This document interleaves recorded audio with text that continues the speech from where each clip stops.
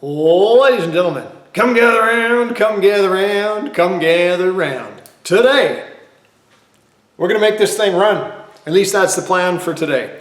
I'll be honest, I usually am a little scared spitless when I'm about ready to fire one of these up. I've never had a cataclysmic problem, but there's still hope and I'm nervous. So I'm gonna try and go about this reasonably methodically to minimize the chances of like needing a fire extinguisher or a large case of bourbon. Let's go! So I got a fresh battery and some fuel, and I have enough battery cable to mix it both ways. I was using the battery Group 24 out of my wife's Infiniti because that battery was dodgy. It didn't like running the compressor on this truck, so I died, dropped the cell, and never really recovered. So picked this one up today at Canadian Tire.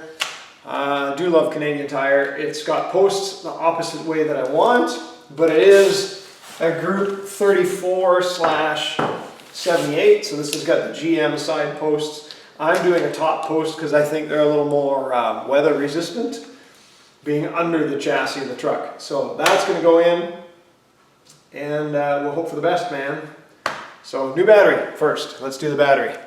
So this battery bracket was designed in Fusion 360, CNC plasma cut, and TIG welded, MIG welded, TIG welded. TIG welded together, and then epoxy primed, and then sprayed in a hammered finish. And I have what works out to be essentially a couple little studs coming through these holes in the frame. You can see them near the battery cable mounted up above. I've set the whole thing on my transmission jack because I'm less likely to have to lift it quite so far. And if I speed this up, you won't see me almost drop it trying to get it up there. Or that was a different video. Nevertheless, it's in there. I do have a video link probably up above that will take you to where we actually built this battery bracket. And it worked. It may not be the best place to put the battery, but I have zero anywhere else to put it. And you can see the cool exhaust pipe puking out inside the inner fender, because that's also the place where it fit. Something to be said about the later frames that don't use the X. Anyways, lots of room, and not even so much of an issue of the thing bouncing around in there. It's well secured.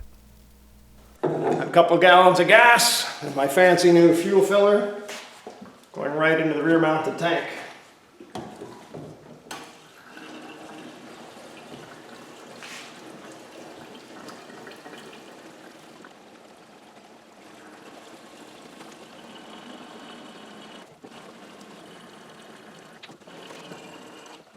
Fills nicely from a jerry can.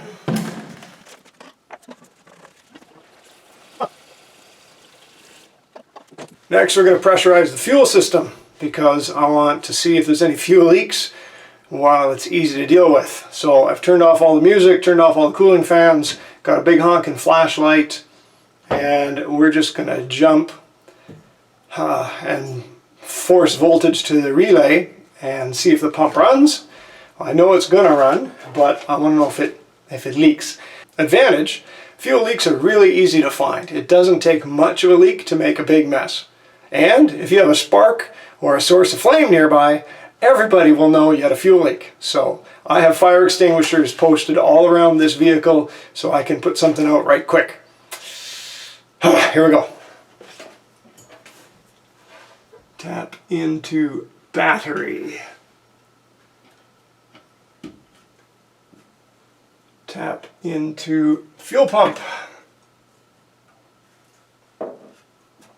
which should be that one.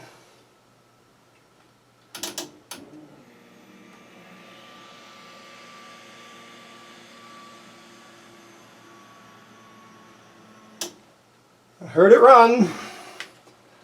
Let's see if we have any leaks.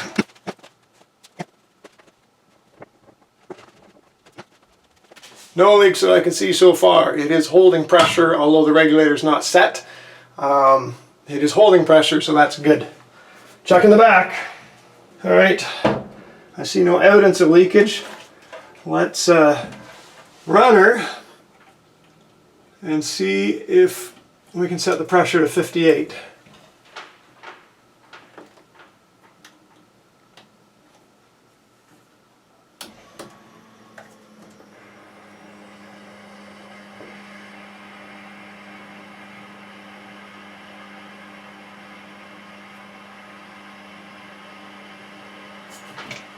All right.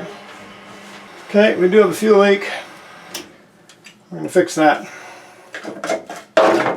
The next step is to pressurize the oil system, and so I bought this a while ago, Princess Auto chemical sprayer. Cut the end off. No idea what I did with the end, but I cut the end off, and this happens to fit, oh, shadow, a barb that I can thread this, and that fits this barb, which threads into what normally would be a plugged hole on this oil cooler adapter from Derail or Durali. I think it's Durali. Sounds Italian. So I'm going to tap into here and pressurize the oil system from here and see that this gauge is actually reading some pressure. I've never done this before. So you probably shouldn't use one of these to do this, but you know, it's not like I'm going to go and spray the shrubs with this. Not new oil anyways. I'm kidding, I'm kidding.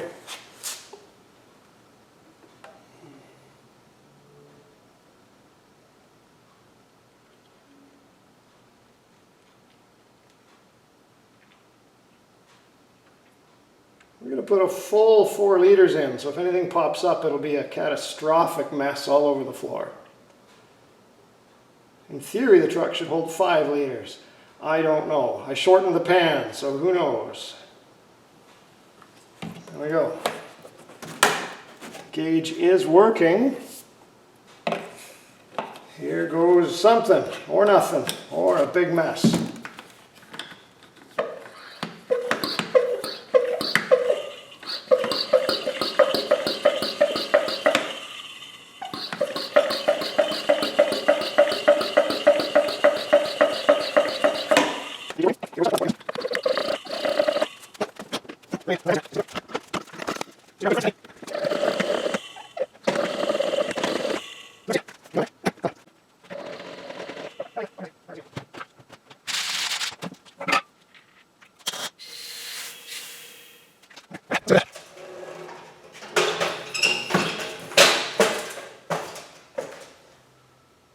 All right, it's a new day. I was going to try and start it yesterday, but nothing would connect to the truck. I couldn't get the VCM editor, the VCM scanner, my OBD2, nothing would connect to it. And even when you turn the key on, it didn't prime the pump. So the ECU's not turning on, and that baffled me. And then my worries are like, oh my gosh, I've pinched a wire and shorted something out. Or in the excitement of bricking my wife's Infiniti, did I brick something on here? So there was language, but I pulled everything out, which is so annoying. I don't know who thought that through, but pulled it all out. And after 4 hours, I learned that somebody pulled out a wire, that one of 2 battery positive wires that go to the ECU, pin 20 on the blue connector, and they wrapped it all up, labeled it pin 50 unused, and put that wire with the rest of the offcuts and deleted wires. I don't know who that somebody is, but it's probably my wife's husband. What an idiot. So it's all back together, everything's connecting. We're gonna see if this thing can run. If you're watching this, this is the first start and it worked. If it pauses for a bit, yeah, I don't know. So let's give it a go. So that was about 5 hours. Turns out the way I wired the neutral safety switch and the way the neutral safety switch needs to be wired are not entirely the same. So that's about it. We've got it together. I had now got it to just kind of catch with the starter, so that's working. Now we're going to see if it will actually run. Nervous.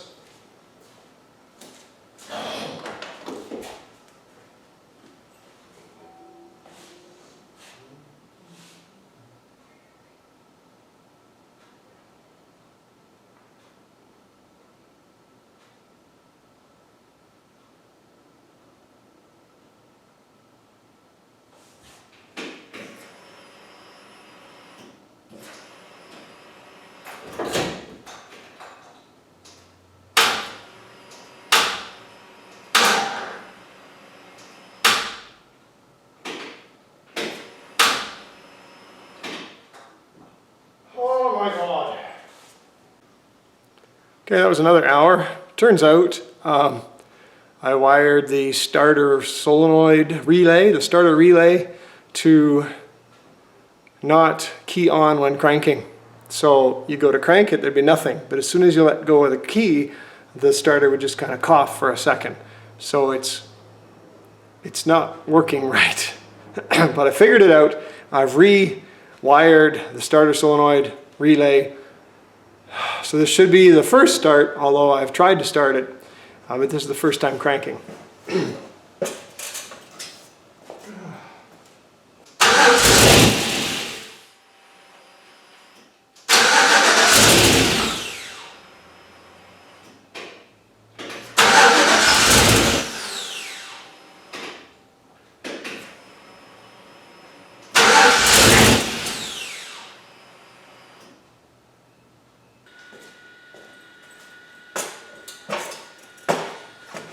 I'll be back.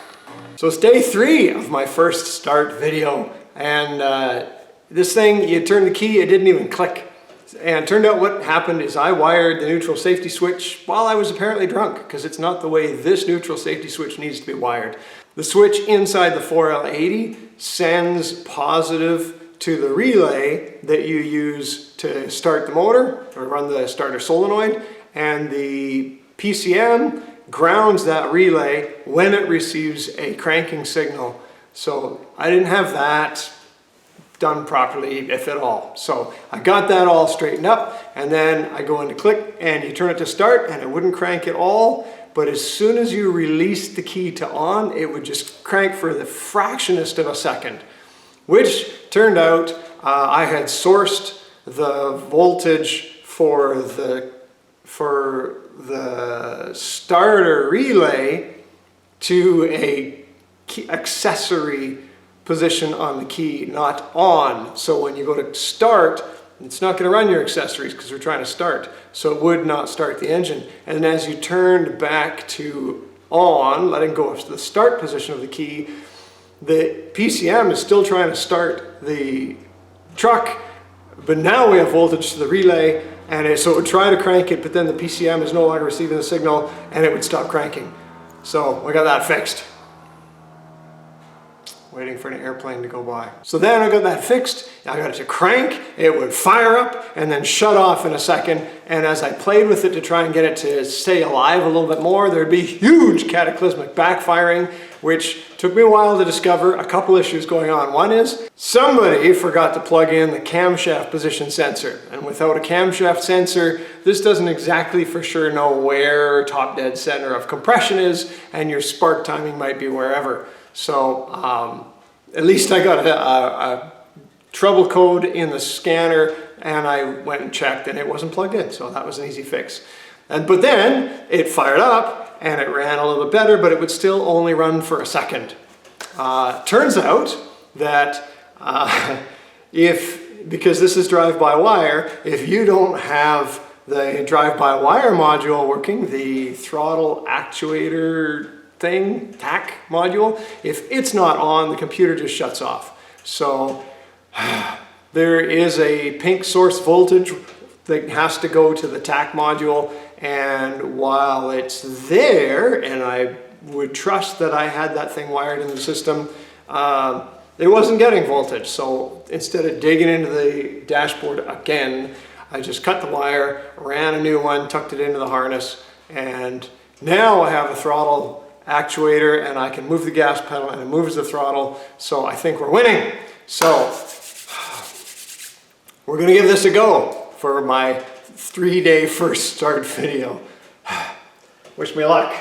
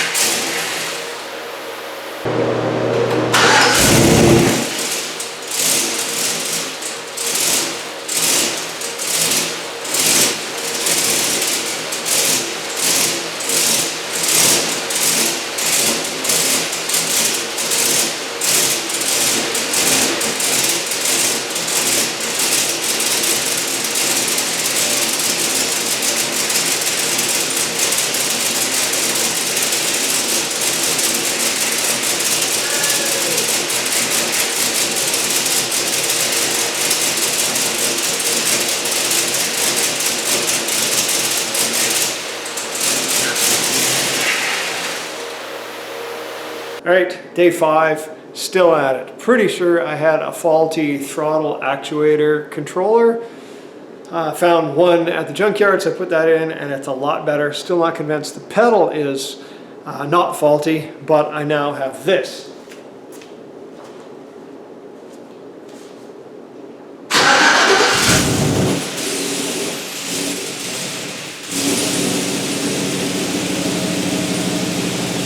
Which is a lot better than it used to be.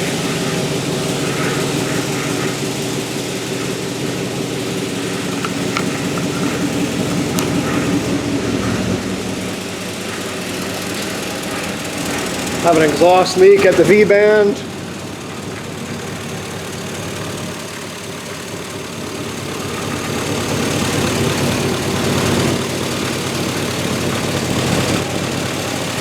Reasons.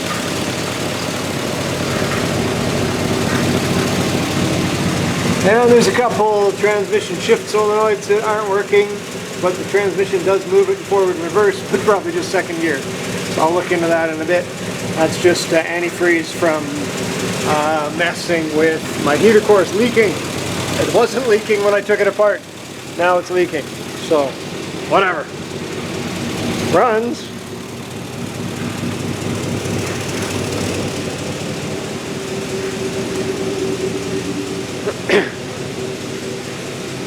Ooh.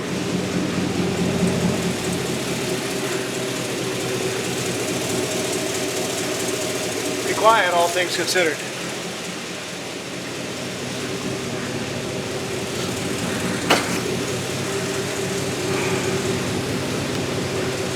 So there we are, the teaser for running. It runs. Thanks for coming out. See you again.